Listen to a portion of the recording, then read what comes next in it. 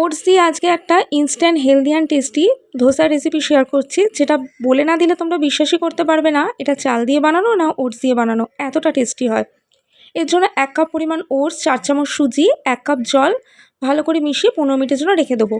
কড়াইতে সর্ষের তেল গরম করে কালো সর্ষে, শুকনো লঙ্কা, কারি পাতা ফোড়নে দিয়ে 1 চামচ গ্রেট করা আদা দিলাম।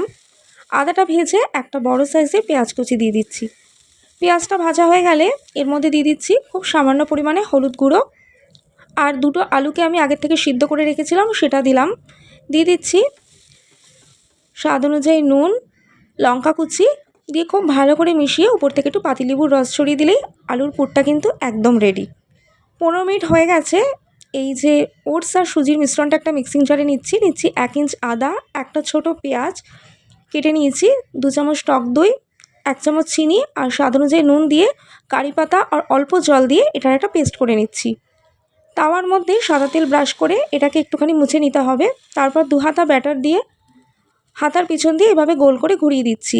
1 থেকে 1.5 মিনিট পর উপরটা ড্রাই হয়ে গেলে হাফ চামচ সাদা তেল ছড়িয়ে আলুর পুরটা এখানে দিয়ে দিলাম।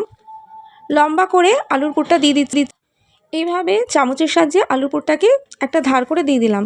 এবার এটাকে আস্তে আস্তে করে এইভাবে ভাজ করে নিচ্ছি। উল্টে পাল্টে একটু চেপে চেপে দুপিঠ থেকে ভেজে নিলেই দারুণ টেস্টি ওটসের ধোসা একদম রেডি।